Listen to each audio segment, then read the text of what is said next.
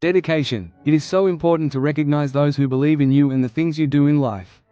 I also think it is just as important to acknowledge those who do not have the faith in what you want to do and the things that will bring you joy or happiness in life. So for all of those who talk down to me about these dreams and goals or how silly it is to think that I could make it as a writer, this one is dedicated to you. I wish each of you nothing but the best and happiness, and that you find the things in life that bring you joy. May you find your inspiration and remove the negativity in your lives. Also, I have to thank Trish Dedios and Puri Divina Photos Photography for another stellar book cover that captures the essence of Ricky. Chapter 1, Dark Beginnings. Richard Ricky Livingston was born into a world shrouded in shadows. His earliest memories were tainted with the scent of alcohol and the sound of slurred words, echoing from the lips of a man who should have been his protector. Ricky never knew his mother. She had died giving birth to him, leaving him to navigate a harsh reality with a father who was more monster than man. From a young age, Ricky learned that love was a fragile thing, easily shattered by rage and substance. His father, an abusive alcoholic, took his frustrations out on the small boy, leaving bruises that marked not just Ricky's skin but his soul. The beatings were frequent and brutal, a cycle of violence that defined his childhood. In the chaos of his home, Ricky discovered a strange comfort in the stillness of the brief moments of silence.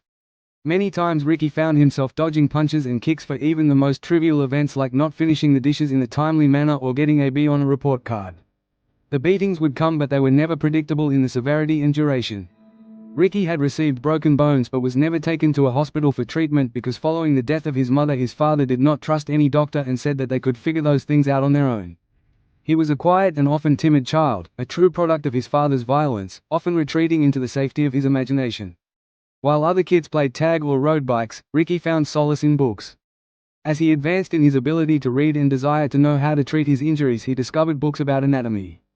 He would sneak away to the library, poring over texts and pictures that detailed the human body, fascinated by the intricacies of life and death. The more he read, the more he became obsessed with the idea of what lay beneath the surface, the secrets hidden within flesh and bone. By the time he reached his teenage years, Ricky's fascination had morphed into an obsession.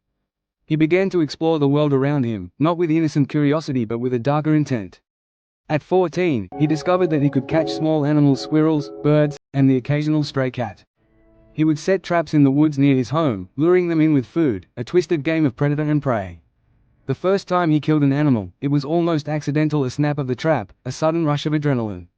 But the moment he held the lifeless creature in his hands, something shifted inside him. Ricky felt powerful, exhilarated. He began to dissect the animals, fascinated by their anatomy, the way their bodies were constructed. He learned to preserve them, mastering the art of taxidermy with an unsettling enthusiasm. In the dim light of his father's shed, surrounded by his gruesome trophies, Ricky felt alive. He meticulously skinned each animal, carefully preserving the fur and organs, studying every detail as if he were a scientist unraveling the mysteries of life. The act of creation, of transforming death into something permanent, brought him a sense of control that was otherwise absent in his chaotic life. But even amidst his dark explorations, there was a flicker of light in Ricky's life: Brianna Stevens. She was the girl next door, with bright eyes and laughter that danced through the air like music. They had grown up together, their childhoods intertwined, and Ricky found himself drawn to her in a way that was both thrilling and terrifying. Ricky met Brianna one night as he stole away to the shed after a particularly violent beating from his father. Ricky had knocked over his father's last beer on accident, and that sent the failed protector into a rage that could not be harnessed. At 8 years old, Ricky experienced his first closed-fist punch to the face, leaving a black eye, but that wasn't all. Oh no, now the fact that an explanation would have to be made for the black eye only enraged his father even further. There would have to be an explainable accident, one that was believable, so his father picked him up and threw him down the storm cellar stairs, where Ricky bounced like a lone tumbleweed in the wind, coming to rest on a board with a rusty nail protruding from it, slicing open his cheek just below his left eye. As he sat crying and nursing his wounds, praying that his father was passed out, he heard a creak of the floorboards at the shed's entrance. Swelling near his eye marred his view, and he slowly and quietly asked, "Who is there?" A soft voice spoke back to him, "Hi, my name is Brianna, are you okay?" Ricky could only make out the shape of a little girl standing in the doorway. "You shouldn't be here," he said shakily. "It's okay, I saw your daddy leave, and I saw what happened." "What is your name?" she asked sweetly.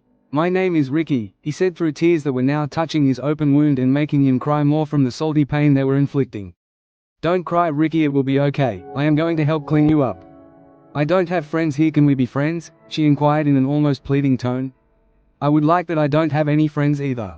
Ricky said, smiling even though it caused a great deal of pain to stretch his cheek in a grin. Bree was the first person who had ever shown him genuine kindness, the first to see beyond the bruises and the darkness that he never showed. She was a ray of sunshine in his bleak existence, and every stolen glance, every shared secret, intensified the turmoil within him. He longed for her affection, but he also feared what he might become. How could someone like him ever deserve her love? Ricky even recalled the moment he knew his heart belonged to her. He had just turned 10 and he had stood in the backyard, his heart racing as he watched the flames dance hungrily at the edges of his father's shed. It had started as a small fire, a flicker that ignited when he had unknowingly tossed a match onto a pile of old oily rags as it burned the tips of his fingers while he was mesmerized by the dancing flame. But now, the blaze roared, consuming everything in its path, the heat radiating against his skin. "Ricky!" His father's voice boomed from inside the house, slurred and furious. Ricky's stomach dropped. He knew what was coming. The shed held years of his father's tools and memories, just as Ricky's own childhood had been consumed by anger. He turned to run, but the sound of his father's heavy footsteps echoed behind him. "Get back here, you little brat!" The door swung open, and his father stormed out, his eyes wild with rage as he took in the scene before him. "You think this is funny?" he roared, his voice thick with alcohol-fueled fury. "You're going to pay for this!" Ricky's heart pounded in his chest as he backed away from the inferno, panic tightening its grip around him. He knew he would rightfully be blamed for the fire, but the thought of the beating that was about to come sent him into a spiral of dread. The last time his father had been this angry, Ricky had been left with bruises that took weeks to heal. Just as his father advanced, fists clenched and ready to unleash a torrent of violence, a voice cut through the chaos. "Mr. Livingston, wait!" Ricky turned to see Bree rushing toward them, her face flushed with concern. She had been in her yard, and the sight of the flames had drawn her attention. "You can't hurt him," she pleaded, her voice steady but filled with urgency. Ricky's father paused, confusion flickering across his features. "Get lost, little girl. This is none of your business." "It is my business," she sternly replied, planting herself firmly between Ricky and his father. "He didn't mean to start the fire. It was an accident. You can't hurt him for something that wasn't intentional. Accidental or not, he's the one who did it," his father shot back, his voice rising again. "He needs to learn a lesson." Bree took a step forward, her eyes locked onto his father's. "He's just a kid. You don't have to hurt him to teach him responsibility. You can talk to him, help him understand what went wrong instead of resorting to violence. That won't teach him anything. And if you hurt him again, I will tell everyone and it will be your turn to hurt." Ricky watched, heart in his throat, as her words hung in the air like a lifeline. He had never seen anyone stand up to his father like this, especially not someone he cared about so deeply. A flicker of hope ignited within him as he saw the uncertainty in his father's eyes, the way her unwavering gaze seemed to pierce through the fog of anger that clouded his judgment. "Just please think about it," Bree continued, her voice softening. "You don't want him to grow up hating you. You want him to learn, right? Show him how to take responsibility without hurting him." The tension in the air shifted slightly, and Ricky's father hesitated, the fire crackling in the background, its roar a stark contrast to the fragile moment unfolding. Finally, he stepped back, fists unclenching as he glared at Ricky but said nothing. As his father went to put out the fire with the help of neighbors who saw the flames, Brianna turned to Ricky, her expression a mixture of relief and concern.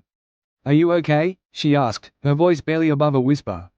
Ricky nodded, the weight of her bravery washing over him like a balm. "Yeah, thanks to you." In that moment, everything changed.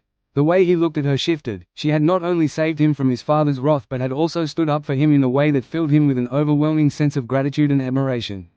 He realized how deeply he cared for her, how she had become a beacon of light in his dark world. As the flames crackled behind them, Ricky felt a profound connection forming, one born out of vulnerability, bravery, and a shared understanding of the struggles they faced. He knew that he would never forget this moment, the day Bree had stepped in and changed the course of his life, igniting feelings that would only grow more complex as he navigated the treacherous waters of his adolescence. As their friendship blossomed, Ricky's feelings for Bree deepened, creating a conflict within him.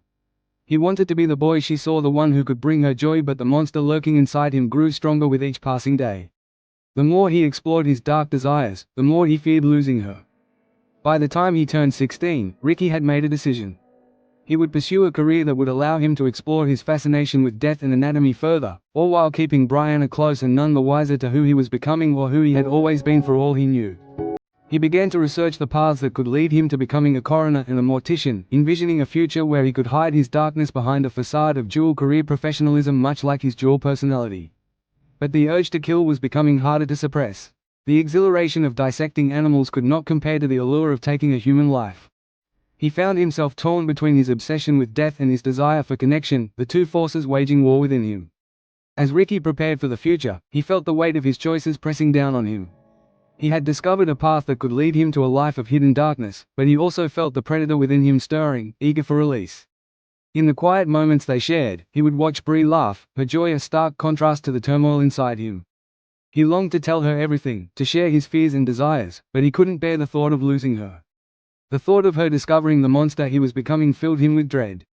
As he finished his studies at school, Ricky learned to mask his emotions, to blend into the background while hiding his true self.